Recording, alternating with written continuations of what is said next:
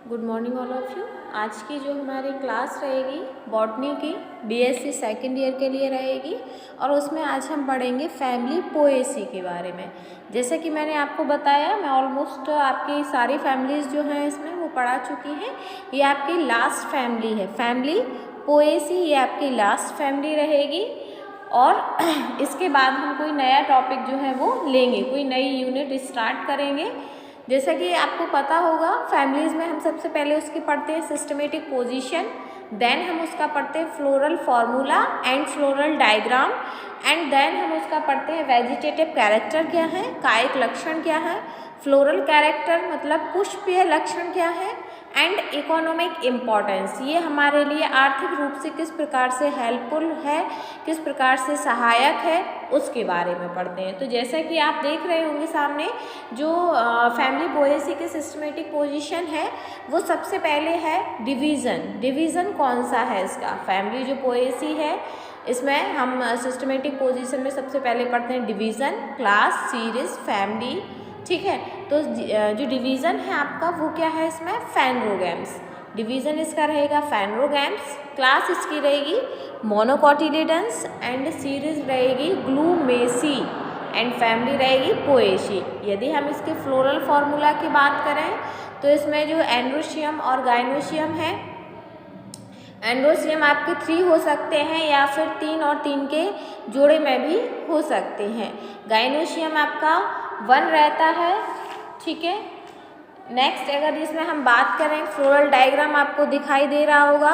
यदि हम इसके वेजिटेटिव कैरेक्टर की बात करें या फिर हम इसके वितरण की बात करें, इसका वितरण जो है वो कहाँ कहाँ पे पाया जाता है, तो इसका जो वितरण है यह कुल एक बीजीय मतलब मोनोकॉट होते हैं, पौधों का सबसे बड़ा कुल है, जिसमें एक बीजीय पौधे जो रहते हैं उसमें सबसे बड़ा कुल कौन सा है आपका? फैमिली पोएसी, जिसमें लगभग 500 जेनरा है, लगभग 500 जेनरा है, एंड 4500 जातियाँ हैं। उसकी जातियाँ कितनी हैं, स्पीसीज कितनी इसमें पाई जा रही हैं?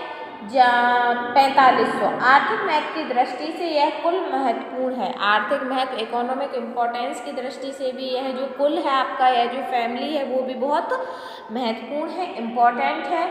इस कुल के पौधों में खाद्यान्न जैसे गेहूँ, जौ, ज्वार, बाजरा, मक्का, गन्ना आदि प्राप्त होते हैं। ये सभी आपके नाम सुने हुए हैं, गेहूँ है, ज्वार है, बाजरा है, मक्का है, ये सब हम अपने खाद्यान्न के लिए यूज़ करते हैं।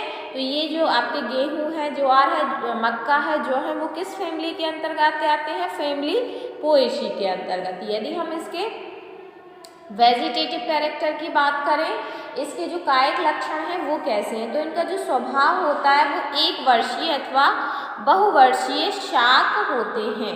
बिल्कुल हम जानते हैं, जैसा कि गेहूँ है, आपका ज्वार है, बाजरा है, एक वर्षीय भी होते हैं और बहुवर्षीय भी होते हैं। और स्वभाव से ये कैसे रहते हैं? हब्स होते हैं, ठीक है, हब्स एंड श्रब्स। जैसे आपने देखा होगा गेहूँ है तो वो क्या है आपका? एक हब्स ही तो है। यदि हम इसकी रूट की बात करें तो रूट इसमें पाई जाती है एडवेंटिटस। एडवेंटिटस मतलब अपस्थानिक जड़ें जो हैं वो पाई जाती हैं या रेशेदार होती हैं। गन्ना तथा मक्का में अवस्तंभ मतलब स्टिल्ट जड़ें निकलती हैं जो तनों को साधे रखती हैं। मक्का हो गया, ज्वार हो गया, उसमें कैसी जड़ें निकलती हैं? अवस्टिल्ट जड़ें, जो कि क्या करती रहती है? अवस्तंभ जड़ें, जो कि क्या करती रहती हैं? उसको सीधा खड़े रखने में सहायक होती हैं, सहायता करती हैं। यदि हम इसके स्टेम की बात करें तो इसका स्टेम जो है, तना जो है इरेक्ट होता है, सिलिंड्रिकल होता है, बिल्कुल होता है। जैसे हम गेहूँ का ही तना देख लें, सिलिंड्रिकल होता है कि नहीं होता है? आप अपने गन्ने का देख लें तो सिलिंड्रिकल होता है, ठीक है। खोखला बिल्कुल होता है, खोखला होता है। गेहूं का देखा होगा आपने, यदि आप उसके तने को तोड़ेंगे तो वो आर पार आप देख सकते हैं, मतलब यहाँ से लेकर मतलब खोखला होता है वो, ठीक है, ठोस नहीं होता है।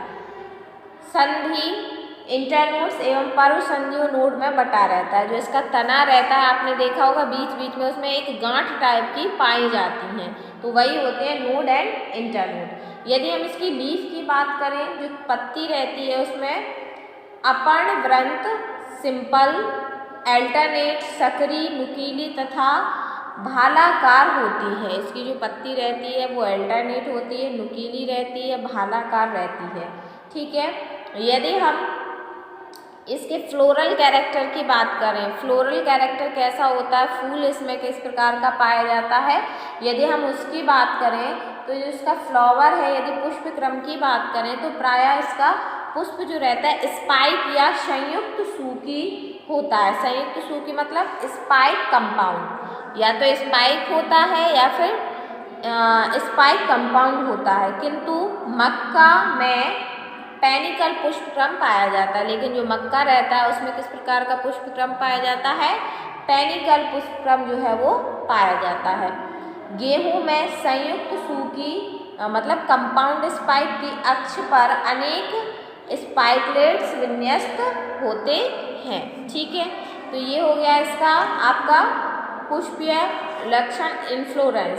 यदि हम इसके फ्लावर की बात करें, इसमें फूल कैसा रहता है, तो ये छोटे होते हैं, स्मॉल होते हैं, आवृंत सहपत्री जो पेलिया तथा लेमा कहलाते हैं। इनके जो पुष्प रहते हैं या तो छोटे रहते हैं, आवृंत मतलब व्रंत रहित होते हैं, सहपत्री पत्ती सहित होते हैं, जो पेलिया तथा लेमा कहलाते हैं।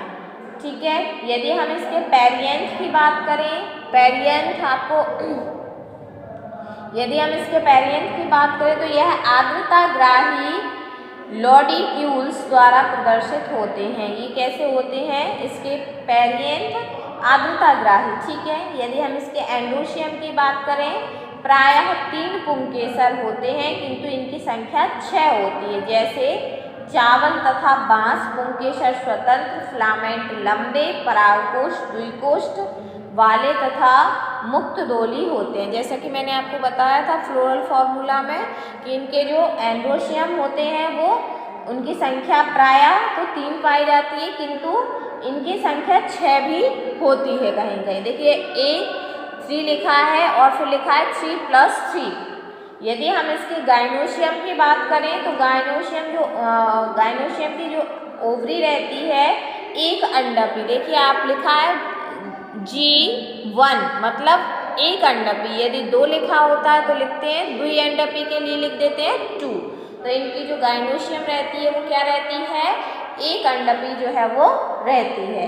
यदि हम इस कुल के आर्थिक महत्व की बात करें, इकोनॉमिक इम्पोर्टेंस की बात करें, जैसा कि आप इस फैमिली में जानते हैं कि इसमें कौन कौन से जो जातियां हैं वो पाई जाती हैं। इसमें गेहूं आ रहा है, चावल आ रहा है, मक्का आ रहा है, ज्वार आ रहा है, गन्ना आ रहा है। तो इनके आर्थिक महत्व तो आप नॉर्मली ही बता देंगे, लेकिन एक बार हम जान लेते हैं। जो आपका फर्स्ट है स्पीसीज ट्रिटिकम एस्टाइवम। ट्रिटिकम एस्टाइवम सभी जानते होंगे, लेकिन बस ये इसका क्या है, बॉटनिकल नेम है, ट्रिटिकम एस्टाइवम। तो ट्रिटिकम एस्टाइवम क्या होता है, ट्रिटिकम एस्टाइवम होता है आपका गेहूं को ही हम बॉटनिकल नेम जो है गेहूं का वो है ट्रिटिकम एस्टाइवम। तो हम सभी जानते हैं कि ट्रिटिकम एस्टाइवम जो गेहूं की खेती संसार के सभी भागों में की जाती है।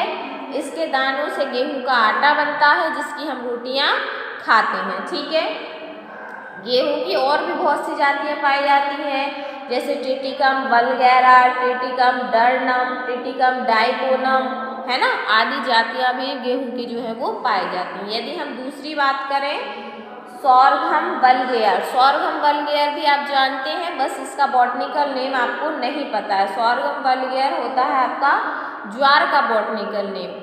ये क्या है, मोटा अनाज कहलाता है जो गरीब मनुष्यों का भोजन होता है। इसके तने तथा पत्तियों से जानवर के लिए चरी बनाई जाती है। ये मोटे अनाज की श्रेणी में आता है। यदि हम नेक्स्ट इसकी जाति की बात करें, ओराइजा सटाइवा। ओराइजा सटाइवा आप सभी लोगों का फेवरेट होता है, सभी लोग इसको पसंद करते हैं खाने में, जो कि चावल का बॉटनिकल नेम है। राइस का बॉटनिकल नेम क्या है, ओराइजा सटाइवा। तो ओराइजा सटाइवा जो है संसार के अधिकतर भागों में चावल ही भोजन के रूप में प्रयोग होता है। संसार के मोस्टली भागों में जो चावल है वही किसके रूप में प्रयोग होता है, भोजन के रूप में। दक्षिण भारत में यह मुख्य भोजन है। तो इस प्रकार हमने जाना इसकी कुछ जातियों के बारे में, जैसे आपका टिटिका मैस्टाइवम गेहूँ हो गया, हॉर्डियम वल्गेर जौ हो गया। जौ भी जौ के दानों का आटा बनाने में प्रयोग होता है, जो खाया जाता है।